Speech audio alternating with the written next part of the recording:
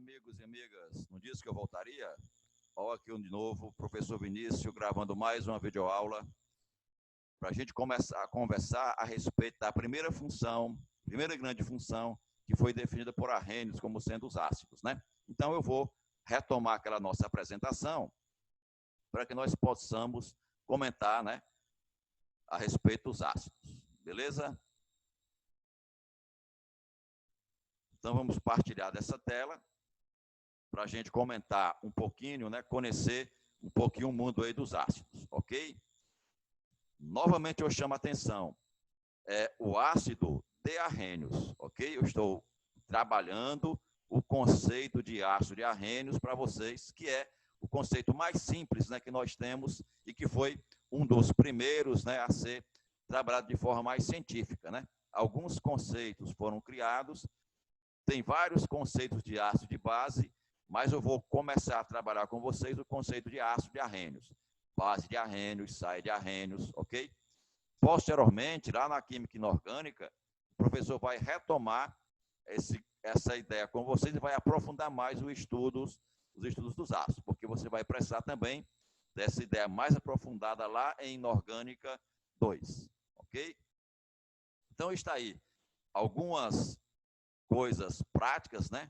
Onde eu posso encontrar ácido. Refrigerante, que você gosta tanto. Alguns são mais restritos, né? Outros tomam refrigerante mais. Lá tem vários materiais tipificados como ácido. Só que são ácido fraco, né? Ácido carbônico, tem dentro do refrigerante. São aquelas bolinhas que quando eu abro o frasco, né? Tiro lá o lacre, tiro a tampa, eu começo a ver umas bolinhas subindo do fundo da garrafa refrigerante para a superfície dela. São gases, são H2CO2, né? Provindo lá do gás, do ácido carbônico, são gases carbônicos, né? O ácido cítrico que eu encontro aqui nas frutas cítricas, né? Como exemplo aqui o limão. Dentro da gente mesmo tem ácido. No nosso estômago, né? Tem o suco gástrico, tem lá uma fração de ácido para corroer os alimentos, né? Para dar, juntamente com as enzimas, né? A capacidade de transformar o bolo alimentar que você formou pela mastigação, pela insalivação, em quimo, né? Que se dá lá no nosso estômago. A transformação do bolo alimentar em quimo é pela ação do suco gástrico. No suco gástrico tem ácido. Ácido fúrico, né, que serve para várias atividades dentro das plantas fabris, né? Várias fábricas usam ácido fúrico, né, na sua produção. Bateria tem ácido fúrico lá dentro, né? E não esqueçamos que o ácido tem o poder de corroer aqueles que tenham força suficiente para isso, né? Os fracos, como o fosfórico que tem aqui dentro, o carbônico que tem aqui dentro, o ácido cítrico, eles não fazem mal a gente. Mas o sulfúrico, se você tocar, se você deixar cair sobre um tecido seu, ele vai corroer, né? Então, cuidado quando for manipular os ácidos. E aqui o conceito de Arrhenius do que seria um ácido. Então, para ele, o ácido é qualquer substância que, ao ser colocado em água, vai ter as suas ligações covalentes polares quebradas, né? E haverá a formação do H3O+, que é o hidrônio ou hidroxônio. Só que, como eu já falei, na visão primeira de Arrhenius, ele dizia pura e simplesmente que ácido é toda substância que, ao ser colocado em água, vai liberar exclusivamente o próton do hidrogênio na solução. E um ânion qualquer, né? O ânion vai depender daquele que aparece junto ao hidrogênio. Todo o ácido de Arrhenius tem a seguinte composição: o hidrogênio ligado a um ânion, que eu chamo de ânion ácido. E como é que eu conheço esses ânions, Vinícius? Eu já te disse várias vezes. Você tem que tentar conhecer e estudar uma tabela chamada tabela dos ânions. Lá você vai ver todos os ânions que podem formar os ácidos. Por isso que é importante, né? Porque assim que eu olho para uma estrutura molecular, porque todo ácido ele é molecular.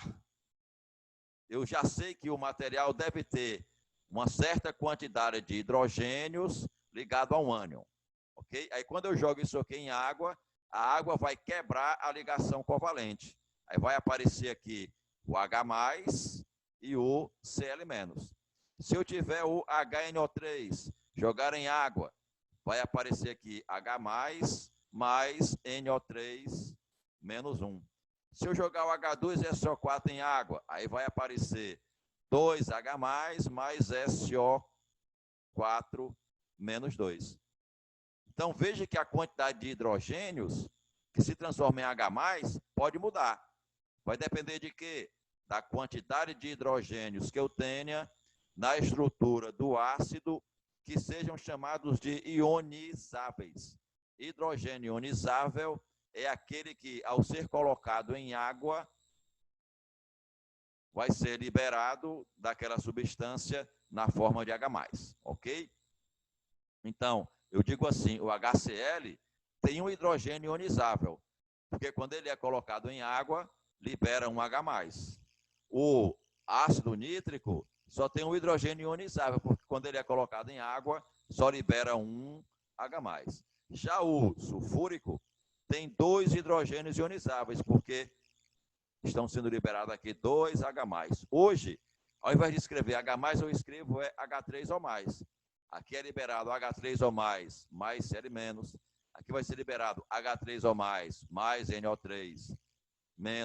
Aqui é liberado 2H3O+, mais SO3, SO4, 2-. Então, geralmente, a quantidade de hidrogênios que tem na molécula do ácido é liberado na forma de H+.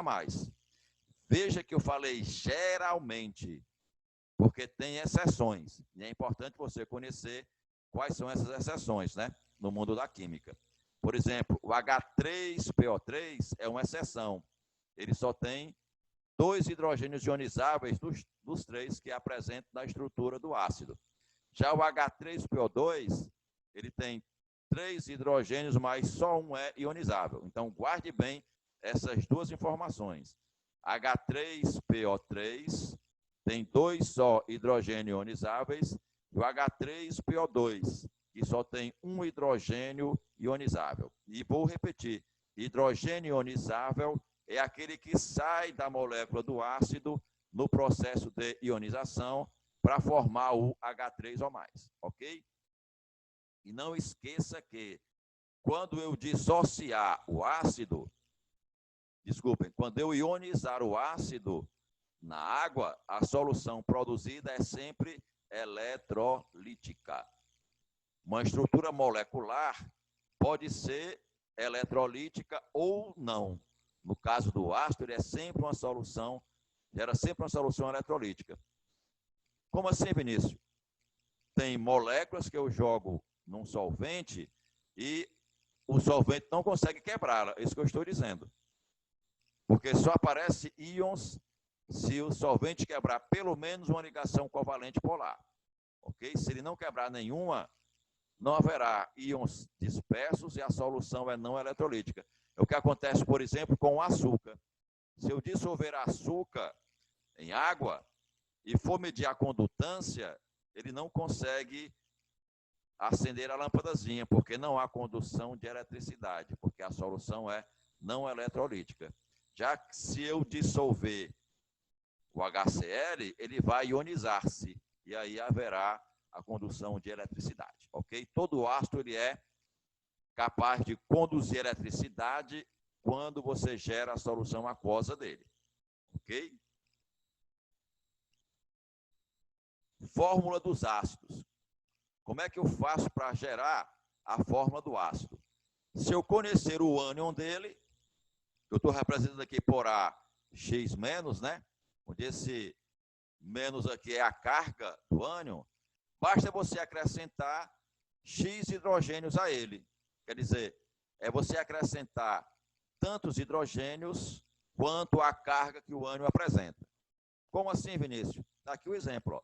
O ânion NO3-1. Se eu quiser produzir o ácido a partir dele, Eu vou acrescentar hidrogênios. Quantos hidrogênios, Vinícius? Como a carga do ânion é -1, eu vou acrescentar só um hidrogênio. Aí eu vou ter o ácido HNO3. O ânion SO4, 2-, Vinícius. Qual é o ácido dele? É só você acrescentar os hidrogênios, correspondente à carga do ânion. Não é carga -2? Eu uso, então, 2 hidrogênios para compor a fórmula do ácido. Se for o PO4, 3-, Vinícius, não é carga -3? Eu vou acrescentar 3 hidrogênios, ok? Eu vou reconstituir a molécula do ácido, porque essas 3 cargas negativas, na realidade, corresponde à saída de 3 hidrogênios do ácido na forma de H+, quando ele colocou o H3PO4 em água. Então, eu estou só colocando os hidrogênios nos devidos lugares. Saíram 3 hidrogênios, eu reconstituo a molécula do ácido, acrescentando tantos hidrogênios quantas forem as cargas do ânion. Se é -1, acrescento um hidrogênio. Se é -4, vou acrescentar 4 hidrogênios, ok? É assim que eu faço a montagem da fórmula dos ácidos, conhecendo os seus ânions. E cada ânion tem o seu nome. O NO3-1 é nitrato. O SO4-2 é sulfato, o nome dele. O PO4-3 é fosfato. Como é que você sabe, Vinícius? Está olhando? Não. É porque eu estudei algumas vezes, ao longo desses meus vários anos, né, de professor, a tabela dos ânions. E é o que você vai ter que fazer. Dormir com a tabela dos ânions debaixo do seu travesseiro. Se estiver sem sono, pega a tabela dos ânions e vai estudar, porque ela é importante no campo da química. Nomenclatura dos ácidos. Como é que eu faço para produzir o nome do ácido? Ora, a nomenclatura do ácido não é feita de forma aleatória. A nomenclatura do ácido é feita seguindo regras. Quem é que estipula essas regras? É o professor de química, Vinícius? Não, porque se fosse assim, eu ia montar uma fórmula só para mim. Uma maneira de gerar esses nomes. Enquanto o professor Helder, por exemplo, ia montar uma série de regras só para ele. O professor Augustão ia fazer só uma quantidade de regras só para ele. E isso ia gerar o que se tinha no passado. Cada alquimista, por exemplo, ou cada químico, por exemplo, produzia um conjunto de coisas que só eram conhecidas deles. E ele não partilhava com ninguém. Então, o conhecimento ficava ali retido com aquela pessoa.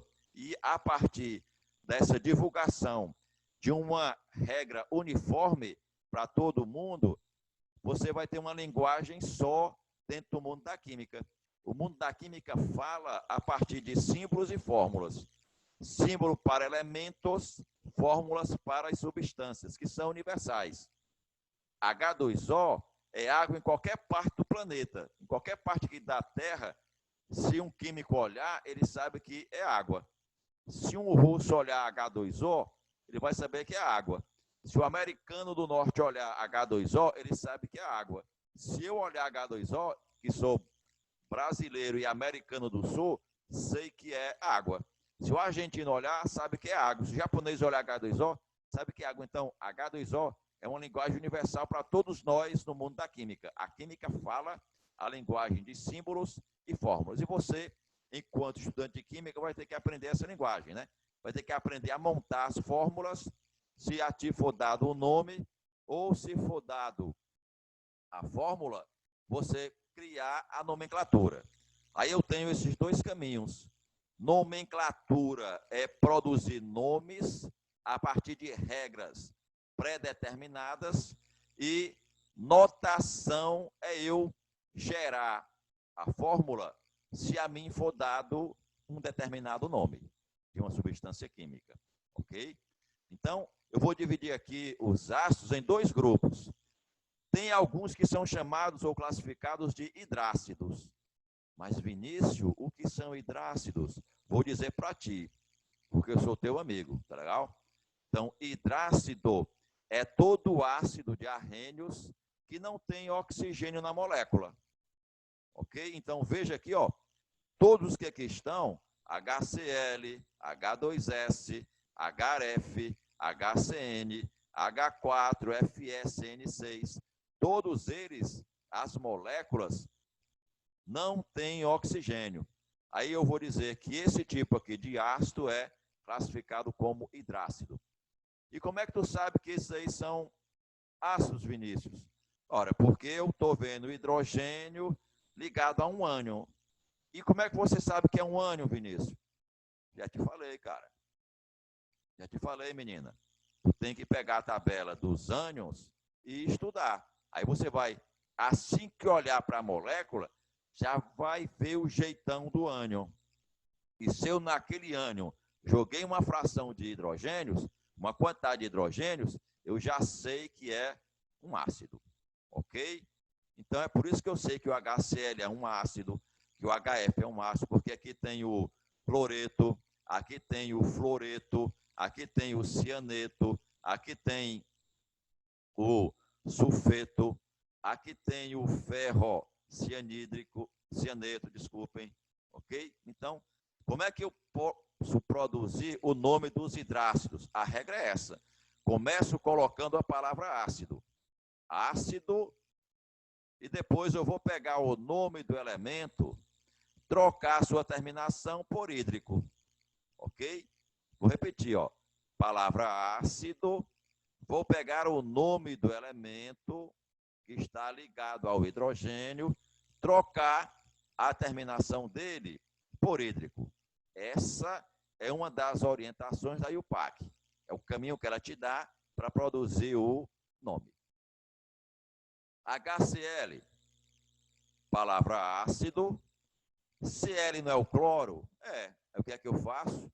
Tiro o O de cloro e coloco a sufixação própria para os hidrácidos, que é hídrico. Então fica ácido clorídrico. Beleza? F, HF.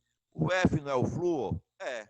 Aí eu vou pegar ao flúor, acrescentar a terminação hídrico. Aí fica ácido fluorídrico. Algumas vezes eu não preciso nem tirar a terminação. Eu acrescento o hídrico de uma forma direta. No cloro, eu precisei tirar o O, porque senão ficava clorídrico. Ok? Então eu tiro o O para não ficar clorohídrico. Beleza? Então fica clorídrico. Às vezes o nome vem original do latim. O HS, o S é o enxofre. Mas eu não vou usar o nome enxofre, porque não ficaria enxofídrico. E não tem o ácido enxofídrico. Então eu vou usar o nome do enxofre do latim, que é sulfur. Aí eu tiro o R, que é o final de sulfur, tiro o R e acrescento o hídrico. Aí fica o ácido sulfídrico. Ok? Então, para o enxofre, eu nunca trabalho para gerar nome de ácidos em nenhuma situação com o nome do elemento escrito na forma portuguesa. É sempre na linguagem latina original, vem do latim, ok? HCN, às vezes, quando eu olho, o ânion, ele é um ânion composto, ele é formado por mais de um elemento químico. Aí, nesse caso, eu vou ter que usar uma estratégia diferente. Ao invés de me basear simplesmente no nome do elemento, eu vou para o nome do ânion, ok? Aí eu troco a finalização do nome do ânion pela finalização hídrico. Por exemplo, o HCN, o CN, ele é o ânion chamado de cianeto. Aí eu vou trocar eto por hídrico. De cianeto, eu tiro o eto e acrescento o hídrico. Então fica ácido cianídrico. Porque o ânion, muitas vezes, é formado por mais de um elemento. Nesses casos, eu tenho que recorrer à nomenclatura do ânion, para trocar a terminação eto, do nome dele, pela terminação hídrico, que é característica do hidrácido. Todo ácido de natureza hidrácida vai sempre terminar em hídrico. Então, se eu pegar um nome e terminar em hídrico, já sei que ele é um hidrácido. bromídrico, iodídrico, todos são hidrácidos, ok? Então, o FSN6 menos 4, que é o ânion que eu tenho aqui, ele é chamado de ferrocianeto. Aí eu pego, então, eto, retiro do nome do ânion e acrescento o hídrico. Aí fica o ácido ferrocianídrico. Beleza? Então, para hidrácido, não tem mais o que eu acrescentar. O caminho é sempre esse. Trocar a finalização do nome do elemento, se ele for um ânion simples, ou se for um ânion composto, recorrer à tabela dos ânions para trocar a terminação ito pela terminação hídrico.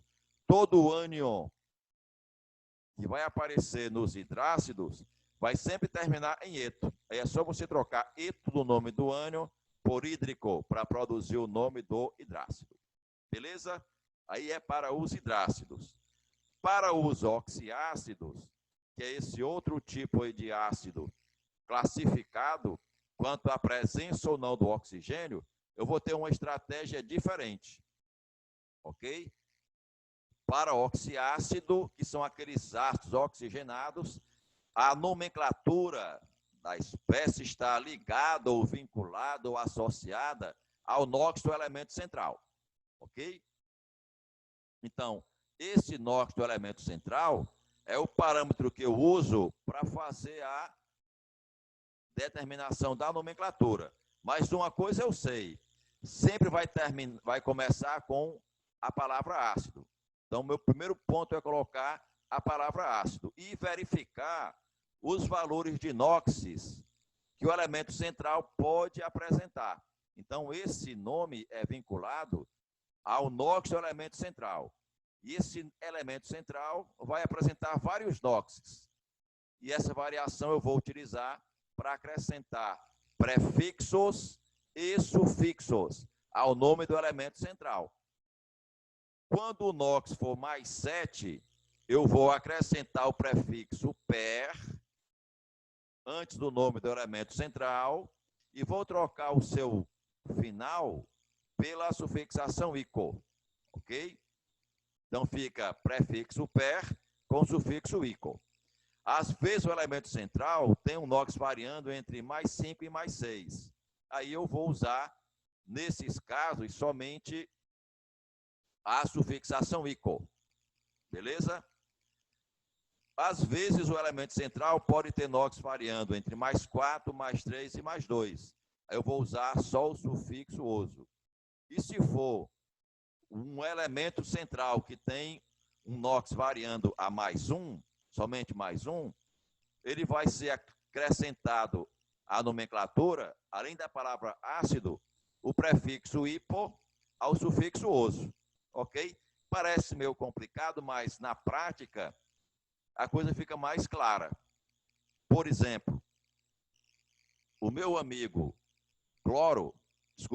o meu amigo fósforo, ele é possuidor de vários números de oxidação. Qual o NOx do fósforo aqui dentro dessa molécula? É a primeira coisa que eu tenho que encontrar. Por isso você aprendeu nas aulas anteriores de ligação a como calcular NOx de elementos, porque eu ia precisar dessa informação para trabalhar as nomenclaturas de algumas funções. Então, ó, o oxigênio geralmente menos 2, não é menos 2? Então, menos 2 vezes 2 dá menos 4. O hidrogênio, maior parte das vezes, mais 1. Mais 1 vezes 3 dá mais 3. Então, eu tenho menos 4 e mais 3.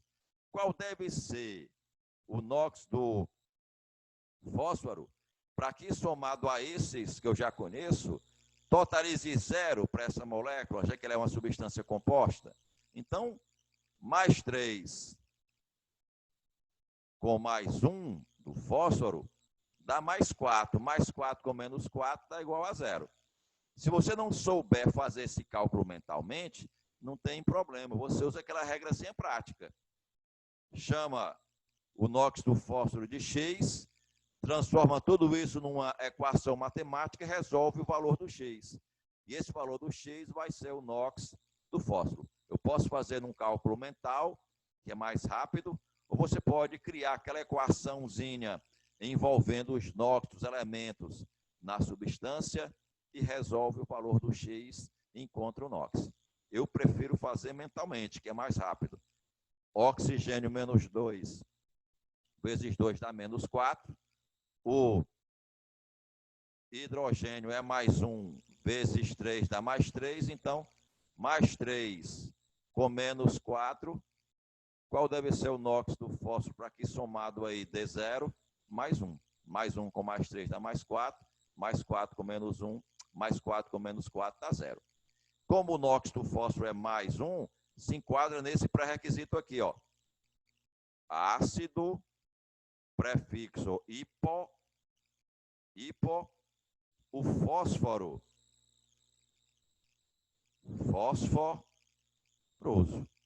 ok? Tiro o O de fósforo e acrescento o oso, que é a sufixação aqui prevista pela IUPAC.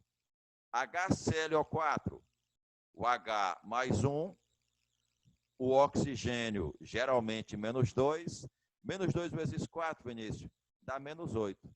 Ora, qual deve ser o NOx do cloro para que somado aos NOx já conhecido, dê 0?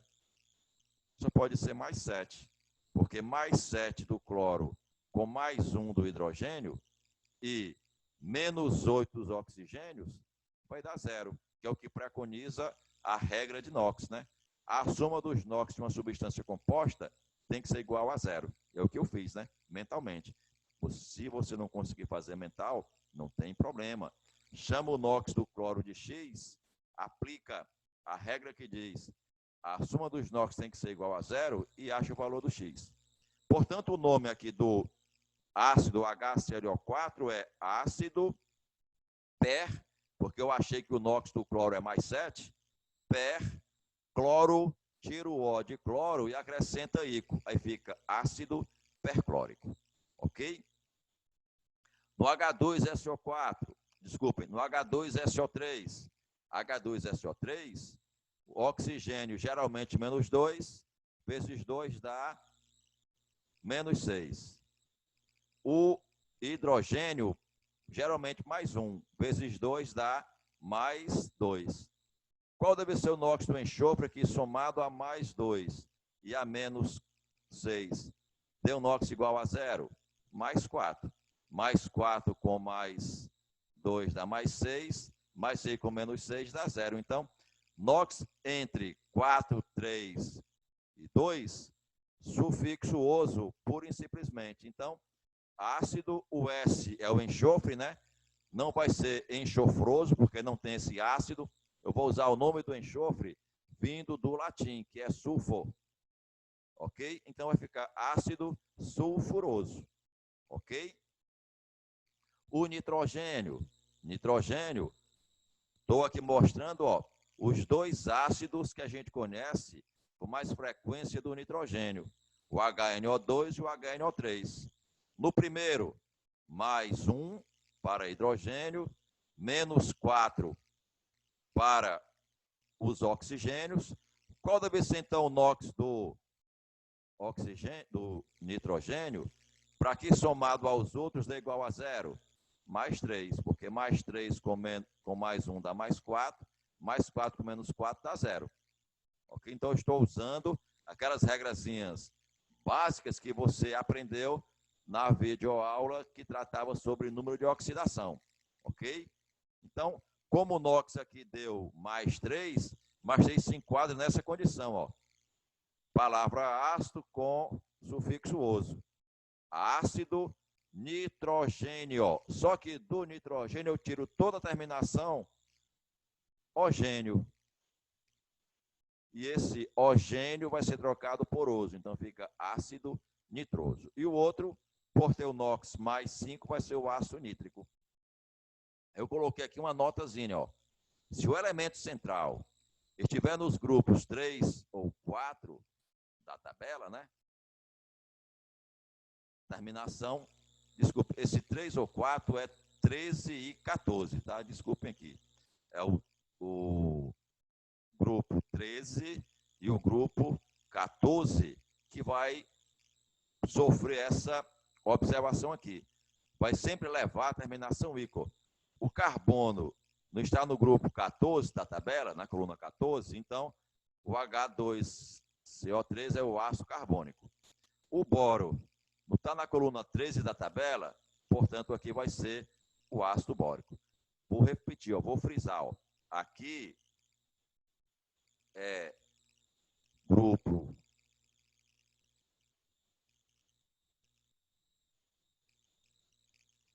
vamos ver se eu consigo colocar aí o 1.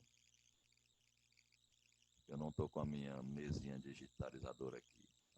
Estou só com o mouse.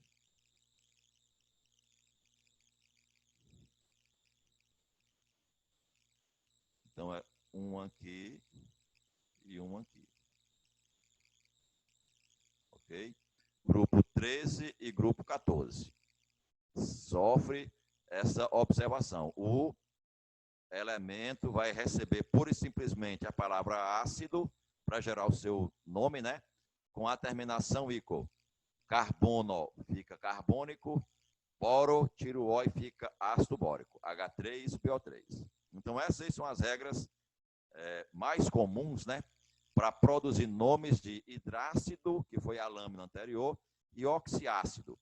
Desde que eu observe, ó, que o elemento central está variando o seu NOx, ok? Nitroso e nítrico, o elemento central é o nitrogênio, mas nas estruturas de oxiácido, que eu estou aqui mostrando para você, ele está sofrendo variação. Às vezes, né, tem determinados ácidos diferentes com o mesmo elemento central, mas que o NOx não varia. Ok? Vou repetir. Tem determinados oxiácidos diferentes com o mesmo elemento central, mas o elemento central não está variando o seu NOx. O NOx é sempre o mesmo, é constante. Quando isso acontece, é porque essas estruturas que surgiram ocorreram por conta de uma desidratação do ácido original. Tem um ácido que é o ponto de partida e as outras estruturas que eu criei a partir daquele ácido com o mesmo elemento central se diferenciam umas das outras pelo que eu chamo de grau de hidratação, ou, se você preferir, pela quantidade de estruturas equivalentes à molécula de água presente na fórmula. Para isso, eu vou utilizar, para diferenciar, a estrutura orto para o mais hidratado. Como assim, Vinícius? Para aquele do qual eu estou tirando a molécula de água, ok? Ou a partícula meta ou a partícula piro, ok? Então, sempre o ácido original, ou aquele que tem o maior grau de hidratação, é de onde eu parti para produzir a partícula meta e a partícula piro, ok? O orto, o termo orto, ele é opcional. Às vezes nem aparece no nome do ácido orto, ele fica subentendido. Então, é provável que você já tenha lido várias vezes o nome ácido fosfórico, sem se colocar o termo ácido ortofosfórico, para indicar para aquele que lê que eu posso, a partir dele, produzir a partícula meta e a partícula piro. E em que esses materiais se diferenciam, Vinícius? No grau de hidratação, na quantidade de água que eu posso retirar avaliando essas espécies. Beleza? Então, o orto é o mais hidratado e o meta, Vinícius, a estrutura meta é aquela que eu obtenho retirando uma molécula de água do ácido orto. Então, se eu pegar o ácido orto, tirar uma molécula de água, eu produzo o ácido meta dele. Se é ortofosfórico, quando eu tirar uma molécula de água dele, eu vou produzir o ácido metafosfórico, ok? O nome vai se diferenciar só pela partícula meta. E o termo fosfórico é para dizer a origem de onde eu produzi a partícula. Então, veja aqui, ó, que interessante. O H3PO4, que é o fosfórico, eu venho aqui, ó, e retiro uma molécula de água, ok? E quando eu faço essa retirada da molécula de água, eu produzo uma estrutura diferente, ó. A molécula de água é obtida pela junção dessas duas partes aqui, ó. O OH de um com H do outro. H com OH na molécula de água, então eu estou tirando a água pela retirada desse hidrogênio daqui e o grupo OH de lá. Beleza? Aí ficou então, ó, esse O sem oxigênio, mas quando eu faço isso, vai aparecer uma ligação dupla entre oxigênio e fósforo, ok? O hidrogênio sai, mas se reconstitui aqui a valência do oxigênio numa dupla ligação. E o que era H3PO4, ao se retirar a molécula de água, se converteu em HPO3. Então, o HPO3 é um ácido de nome ácido metafosfórico, porque ele é produto de um ácido orto pela retirada de uma molécula de água. Se você calcular o NOx aqui do fósforo, ó, vai ser o mesmo que o fósforo na molécula do H3PO4. Cada hidrogênio é 2. 2 vezes 4 dá 8. Cada hidrogênio é 1. 1 vezes 3 dá 3. Então, qual deve ser o NOx do fósforo? Que somado aos outros que eu já conheço dá igual a 0. Só pode ser mais 5, né? Mais 3 do hidrogênio. Com mais 5 do fósforo, dá mais 8. Mais 8 com menos 8 dos oxigênios dá 0. Então, o NOx aqui do fósforo, no H3PO4, é mais 5. E no HPO3, Vinícius, é quanto? Vou ver. Hidrogênio sempre mais 1. Oxigênio, menos 2 geralmente. Mas são quantos oxigênios na molécula dele? São 3, Vinícius.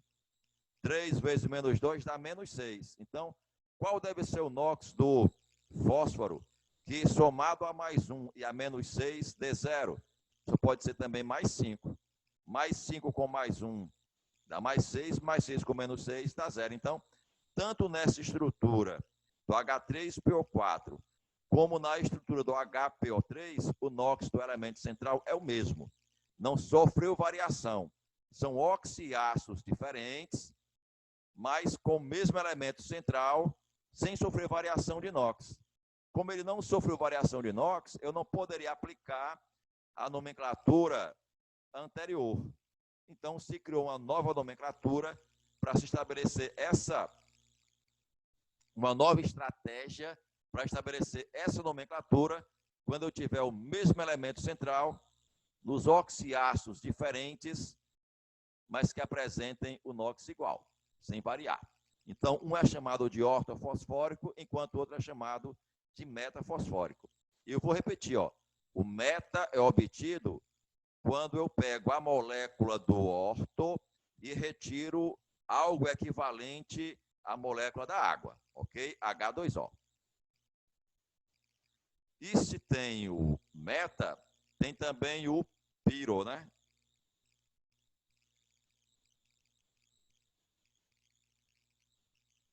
Que o piro ocorreria se eu pegasse o orto, 2 moléculas dele, e retirasse uma molécula de água.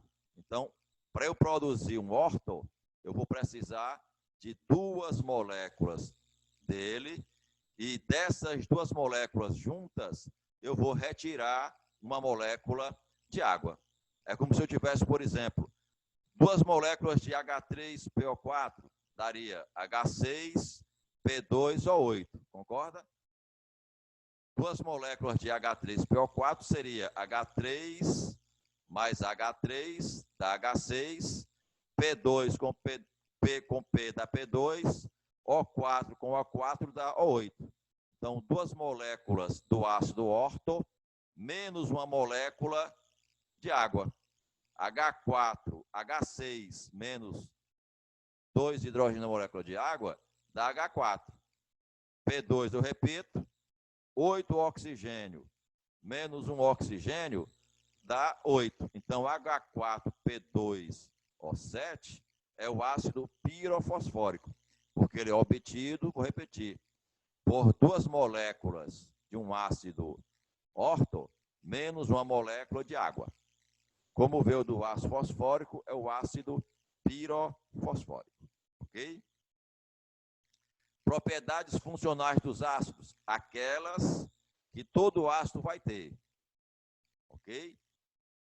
Não dá para eu diferenciar um ácido do outro usando a propriedade funcional. As propriedades funcionais servem para agrupar as substâncias dentro daquela função. Então, veja lá, sabor azedo, como nós falamos no princípio, né?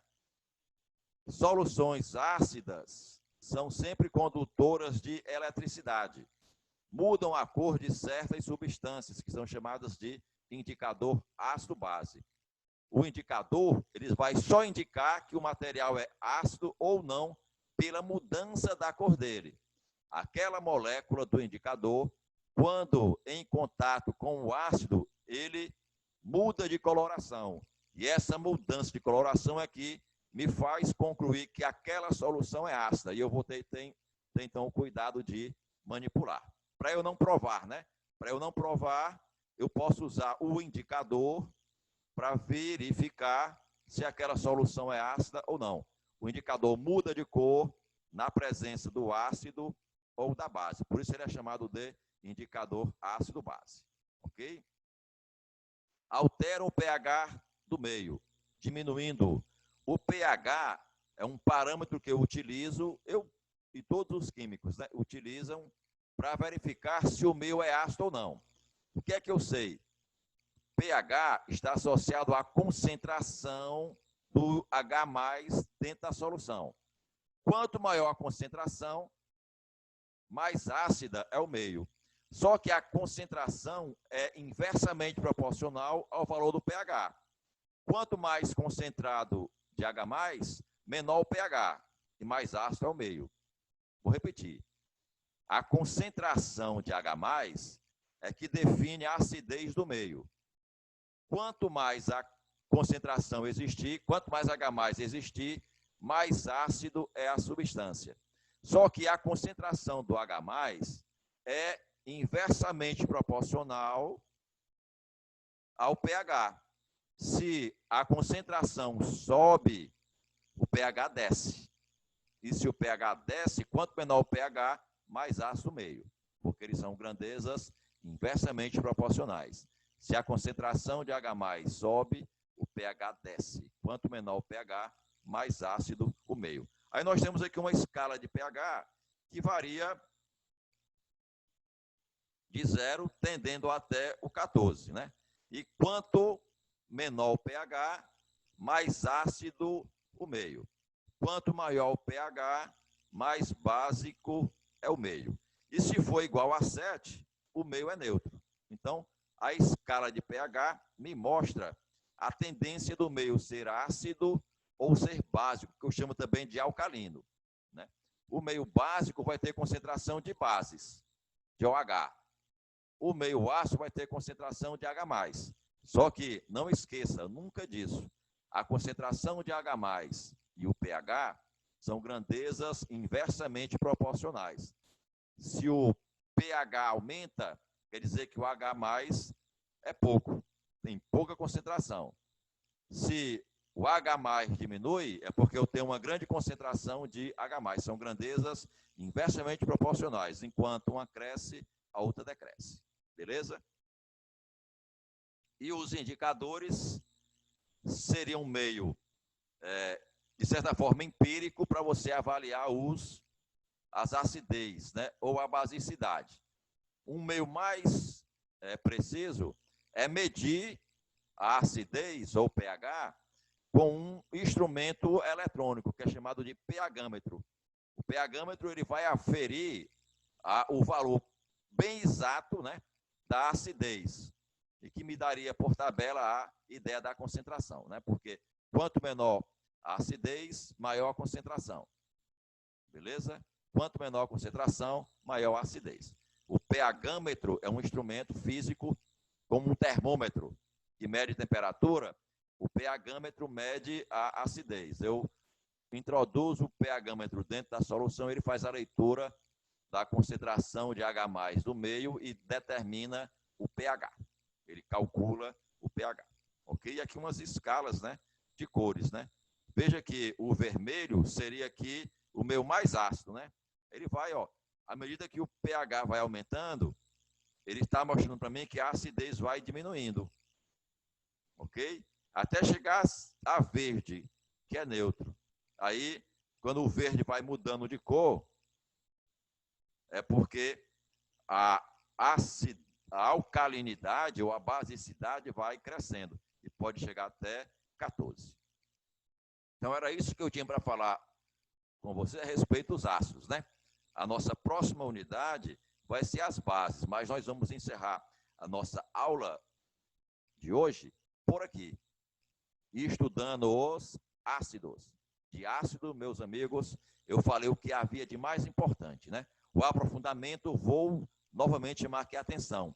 Você vai fazer no referencial teórico que eu disponibilizei para todos vocês lá na nossa sala de aula virtual. Beleza, moçada? Então, vou encerrar por aqui. Estou me despedindo. Um grande abraço e até a nossa próxima videoaula. Porque essa, meus amigos, já se foi, hein? Já finalizamos.